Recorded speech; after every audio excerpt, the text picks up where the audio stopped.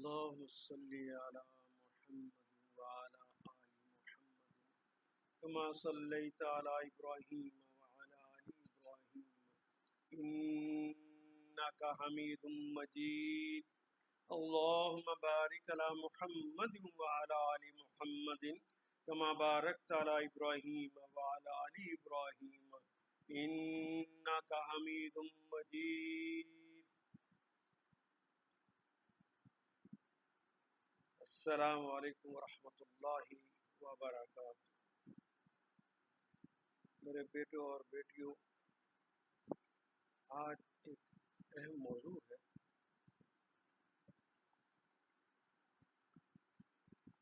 علوم القرآن کے اندر ناسخ اور منسوخ کی بہت زیادہ اہمیت. پہلے مرحلے میں ہم یہ جانیں گے کہ لغتاً نسخ ہے کیا. منسوخ کا کلمہ تو آسانی سے ہمیں اردو میں بھی سمجھ آ جاتا ہے. نسخ عربی زبان میں 3 معنی کے اندر استعمال ہوا ہے. ہم پہلے اس کو جان لیتے ہیں، پھر دیکھیں گے قرآن حکیم میں جس طرح اہل علم نے کہا کہ نسخ ہوا ہے اس کی کیا حقیقت ہے. نسخ کے ایک لغوی معنی ہے کتابت کرنا اور نقل کرنا، یعنی لکھنا اور کہیں لکھی ہوئی چیز سے نقل کرنا، یہ نسخ کہلاتا ہے. اِنَّا كُنَّا نَسْتَنسِخُ مَا كُنْتُمْ تَعْمَلُونَ، بے شک سورہ جاسیہ کے اندر ہے آیت نمبر 29. ارشاد ہے کہ بے شک ہم لکھوا لیا کرتے ہیں جو کچھ تم عمل کرتے ہو ہم اسے لکھوا لیا کرتے ہیں. تو لکھوانے کے معنی میں، نقل کرنے کے معنوں میں یہ کلمہ استعمال ہوتا ہے. کبھی یہ کلمہ ازالہ اور ابطال، یعنی جو چیز پہلے موجود تھی اس کو ہٹا دینا یا مٹا دینا، ان معنوں میں بھی استعمال ہوتا ہے. جس طرح ناسخ السیب الشباب، بڑھاپے نے مٹا دیا ہے شباب کو، جوانی اس نے مٹا دیا. نسخت ریح اثار الدیار، عرب کہتے ہیں نسخت ریح، یہ تیز ہوا نے گھروں کے جو نشانات تھے وہ بھی مٹا دیے ہیں. مٹا دینا، ہٹا دینا. نسخت شمس الظل، شمس نے، سورج نے وہ جو سایہ تھا اس کو ہٹا دیا. اس کے ایک معنی عربی زبان میں لغتاً تغیر و تبدل بھی ہوتا ہے. تغیر اور تبدیل الشیء، یعنی تبدیل کر دینا کسی چیز کو. ما ننسخ اللہ تبدیل نہیں کرتا.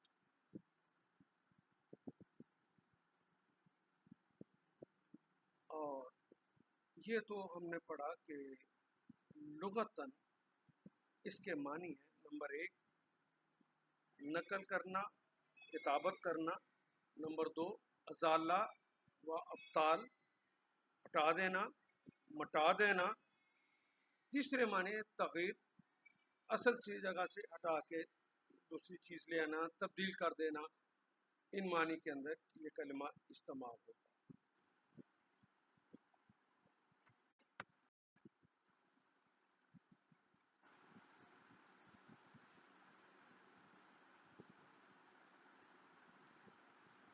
نسخ کے شرعی معنی کیا ہے؟ سورہ حج آیت نمبر 52 میں اللہ جل شانہ نے اس کلمے کو استعمال فرمایا: فَيَنْسَخُ اللَّهُ مَا يُلْقِي الشَّيْطَانُ، اللہ تعالیٰ اسے مٹا دیتا ہے، نکال دیتا ہے جو شیطان داخل کرتا ہے. ثُمَّ يَحْكُمُ اللَّهُ، پھر اللہ تعالیٰ محکم کرتا ہے آیات ہی، اپنی آیات کو محکم کر دیتا ہے.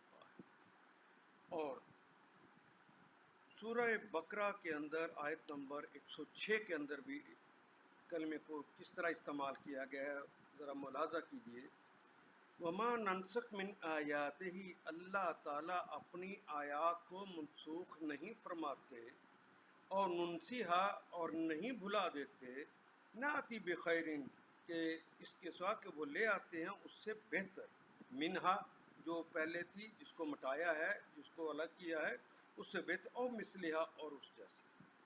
یعنی ہم اپنی جس آیت کو منسوخ کر دیتے ہیں یا بھلا دیتے ہیں، اس کی جگہ اس سے بہتر آیت لاتے ہیں یا ویسی آیت لے آتے ہیں. یعنی وہ احکام، یہاں سے تھوڑی سی گڑبڑ ہو گئی، اس کو میں یہیں سے ٹھیک کرنا چاہتا ہوں. یعنی وہ احکام جو دوسرے ادیان میں نبی صلی اللہ علیہ وسلم سے پہلے موجود تھے، ان احکام میں سے اللہ چاہیں تو بھلا دیں، اللہ چاہیں، وہ مالک الملک ہیں، وہ قدرتیں رکھتے ہیں، اپنا حکم اس وقت جو نافذ کرنا تھا وہ نافذ کیا، اور آج وہ جو حکم نافذ کرنا ہے وہ آج کر دے. وہ ان کی مرضی ہے، وہ شہنشاہ مطلق ہے، جس کو چاہے مٹا دے اور اس کے بدلے میں کوئی ویسی لے آئے یا اس سے بہتر لے آئے. وَإِذَا بَدَّلْنَا آیَةً مَكَانَ آیَةٍ، اور جب ہم بدل دیتے ہیں ایک آیت کو دوسری آیت کے ساتھ. سورہ نحل میں بھی اس طرح ارشاد ہوا، تو گویا اللہ تعالیٰ ایسا کرتے ہیں. گویا شرعی تعریف اب کیا ہے، اس کو پہچاننے کے لیے یعنی ایک حکم شرعی کو ہٹا کر اس کی جگہ پہ دوسرا شرعی حکم نافذ کرنا، یہ ناسخ کرنا کہلاتا ہے، یہ منسوخ ہونا کہلاتا ہے. جس طرح کہا گیا ہے کہ رفع الحکم شرعی، کسی حکم شرعی کو ہٹا دینا، اسے اٹھا دینا، بدلیل شرعی متراخ، جو دلیل شرعی ہے جو بعد میں آئی ہے اس کے ساتھ پہلے حکم کو ختم کر دینا. لیکن اصولیین نے بھی ایک اس کی تعریف کی. یہ تو ایک شرعی تعریف ہو گئی شریعت کے اندر کہ ایک حکم آیا، اس پر عمل ہو رہا تھا، اس کے بعد ایک شرعی حکم اور آ گیا، اس کے مطابق اب پہلے کا حکم رک جائے گا، دوسرے کا حکم جاری ہو جائے گا. اصولیین کے یعنی اصول فقہ کے لوگوں کے نزدیک نسخ کی تعریف کیا ہے؟ نسخ کے شرعی معنی ہیں اس حکم کی مدت کا بیان. ایک حکم دیا تو اس حکم کا بیان پہلے نہیں آیا تھا کہ اس مدت کی مدت کتنی ہے. جب اس کی مدت ختم ہو گئی تو نیا بیان جب دیا تو اس کا مطلب یہ ہے نیا بیان آ جانے کا اسی کے متعلق کہ پہلے کا وقت ختم ہو گیا تھا، اب اگلا شروع ہو گیا. نسخ کے شرعی معنی ہوں گے اس حکم کی مدت کا بیان اور اعلان کرنا جس کے بارے میں ہمارا خیال تھا اور یہ اندازہ تھا کہ یہ حکم ابھی باقی رہے گا، لیکن نیا حکم آ گیا، اس نے اس پہلے حکم کا وقت تعین کر دیا کہ بس اس کا حکم یہیں تک تھا، اب آگے اس کا حکم نہیں چلنا، اس کے بعد جو نیا حکم ہے اب اس کے مطابق عمل کرنا ہوگا.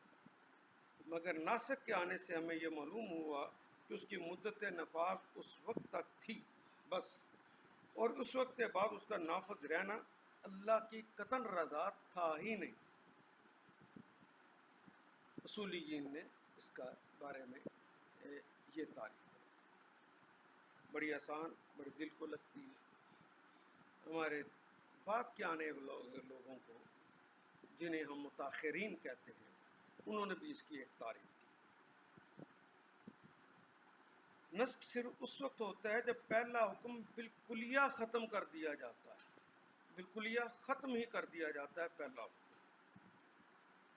محض عام چیز کی تخصیص کر دینا یا مطلق میں تاکید کر دینا، کوئی مطلق چیز بیان کی ہوئی اس کے بعد میں تاکید کر دینا، یا یہ نسخ نہیں کہلاتا. نسخ اس وقت کہا جائے گا جب پہلے ساری کی ساری چیز کو ختم کر دیا جائے، منسوخ کر دیا جائے. متاخرین نے تو یہ کہا. تو گویا اگر پہلی چیز کو اس نے منسوخ نہیں کیا تو پھر وہاں کے لیے نسخ کا کلمہ استعمال نہیں ہم کر سکتے. متقدمین جو ہمارے بزرگ چلے گئے جن کے زمانے میں یہ ساری بحثیں ہوئی تھیں، تو انہوں نے تو اس کو اصطلاحاً جو تعریف کی ہے کہ عام کی تخصیص کر دینا، مطلق کی تاکید کر دینا، اور مجمل اور مبہم چیزوں کی تبیین اور تشریح کر دینے کا نام ناسخ منسوخ، انہوں نے اس کی یہ تعریف۔ مفسرین کے اندر بھی، وہ تو اصول فقہ کے لوگوں کی بتائے تھے نا، اصولیین کی، مفسرین نے بھی اس کی ایک تعریف کی۔ نسخ سے مراد موارد احکام ہیں کہ یہ آیت جو نازل ہوئی ہے کس موقع پہ نازل ہوئی، اس کا سیاق و سباق کیا ہے۔ کسی آیت پر ناسخ منسوخ کا اطلاق محض مجازن کیا جاتا ہے، اصلاً میں وہ نہیں ہوتا۔ وہاں دیکھا جاتا ہے کہ یہ جو حکم آیا ہے اس کا سیاق و سباق کیا تھا، وہ کون سا موقع تھا، کب وہ بات کہی گئی۔ اب وہ جو کلمہ ہے وہ عام ہے یا اس کے واقعے سے متعلق رکھتا ہے، تو یہاں دے کر اس کی شرح اس کے مطابق کی جائے گی، کسی فرد سے منسوب کر دیا جائے گا یا مطلقاً۔ جب ایسے بات ہوگی تو مفسرین کہتے ہیں کہ وہاں پہ نسخ کا کلمہ استعمال ہوتا ہے۔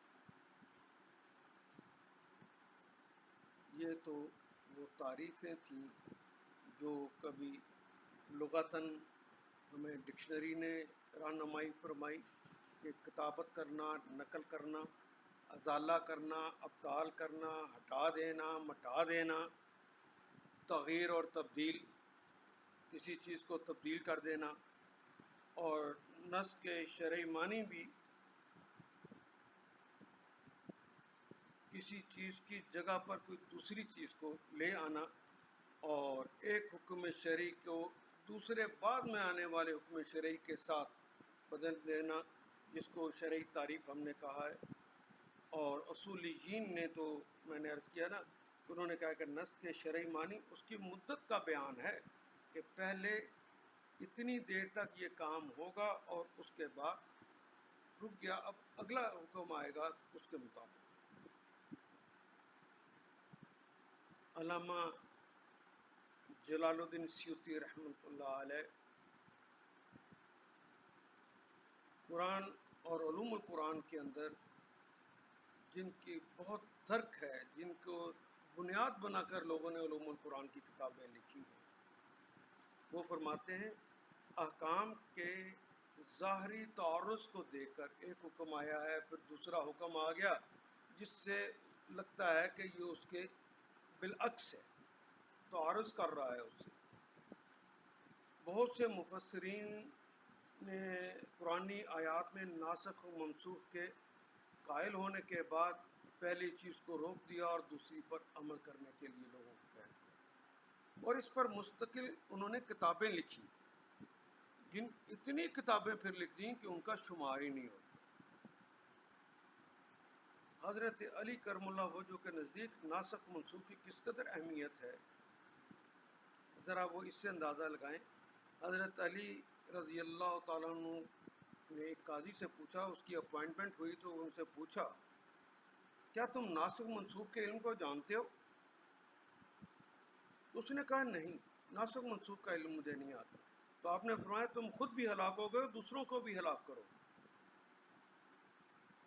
تو چونکہ حضرت علی کرم اللہ وجہ قرآنی آیات کے مفسر ہیں، انہوں نے جس حوالے سے بات کہی وہ مٹا دینا، وہ تبدیل کر دینے کے معنوں میں نہیں تھا، وہ یہ تھا کہ یہ جو آیت ہے جہاں سے تم نے لے کر کوئی فیصلہ کرنا ہے، اس کے موارد احکام تم جانتے ہو کہ نہیں جانتے؟ اگر نہیں جانتے تو خود بھی ہلاک ہو گئے اور دوسروں کو بھی ہلاک کر دو۔ گویا جس موقع پہ وہ آیت نازل ہوئی ہے اس کے شان نزول کا تمہیں پتہ ہونا چاہیے، یا وہ جس حدیث کا تم لے رہے ہو اس کے بھی شان نزول کا، اس کے شان ورود کا تمہیں پتہ ہونا چاہیے، کس موقع پہ اللہ کے رسول نے وہ بات کہی تھی۔ اس سیاق و سباق کو دیکھتے ہوئے اور کلمات کو دیکھتے ہوئے پھر فیصلہ کیا جائے گا کہ یہ کہ عمومی طور پر بات کہی گئی ہے کہ بالخصوص اس واقعہ سے ہی متعلقہ ہے، تو پھر باقی جگہ پہ وہ حکم نہیں لگے گا، اس جگہ پہ ہی لگے گا. لیکن عمومی کلمات استعمال کی ہیں تو اس واقعے سے فائدہ اٹھا کر ایک جنرل آرڈر پاس کیا گیا، یہ اس سے مراد ہوگا. تو اگر کسی کو نہیں پتہ ہوگا تو فیصلہ کیسے کرے گا؟ اس لیے انہوں نے کہا کہ خود بھی ہلاک ہو گئے اور دوسروں کو بھی ہلاک. اس فضا کے اندر کسی نے کہا کہ 500 آیتیں ناسخ ہیں اور اس کی وجہ سے کتنی آیات منسوخ ہو گئی. کسی نے کہا 25 آیات، کرتے کرتے کرتے کرتے زمانہ قریب آتا گیا. کسی نے 25 کہا، کسی نے 20 کہا آیات ناسخ ہیں، باقی ان کی وجہ سے کتنی آیات منسوخ ہو گئی ہیں. حضرت شاہ ولی اللہ نے آ کے کہا 5 ہیں، اور آخر پہ آنے والے دور کے اندر متاخرین نے خاص طور پر محمد عبد الرحم اللہ تعالیٰ فرماتے ہیں ایک بھی آیت منسوخ نہیں. لگتا یہ ہے کہ جس طرح علم بڑھتا گیا، پہلے تو ایک آیت کو نکالنے کے لیے ہمیں ورق گردانی کرنی پڑتی تھی، ایک حدیث کو لینے کے لیے بہت ورق گردانی کرنی پڑتی تھی. ایک مجموعہ ان کے پاس ہے، ایک مجموعہ ان کے پاس ہے، اور کسی مجموعے میں وہ حدیث ہے، کسی میں نہیں ہے، تو وہ اس کی ورق گردانی بڑی مشکل تھی. کرتے کرتے آج جب کمپیوٹر کا زمانہ آ گیا تو کلک کرتے ہی ہر چیز سامنے آ جاتی. تو اب علم بڑھ گیا ہے. جوں جوں علم ترقی کرتا گیا، جوں علم سارے کا سارا لوگوں کے لیے دستیاب ہو گیا، لائبریریوں کے اندر موجود ہو گیا. پہلے تو لائبریریاں بھی بادشاہ اور بڑے لوگوں کے پاس ہوتی تھی، لائبریریاں بھی لوگوں کے پاس نہیں ہوتی. تو جوں یہ عمل بڑھتا گیا تو ان کی ناسخ کی تعداد کم ہوتی گئی، اور آٹومیٹیکلی پھر منسوخ آیات کی بھی تعداد کم ہوتی گئی. اور محمد عبدو نے آ کے تو کہہ دیا کوئی ہے ہی. اب ایک طرف 500 آیات اور ان کی وجہ سے ہزاروں آیات منسوخ ہو گئی، سینکڑوں آیات منسوخ ہو گئی. ایک طرف کوئی ہے ہی نہیں. یہ بڑی اچنبے کی بات ہے، ایسا کیوں ہوا؟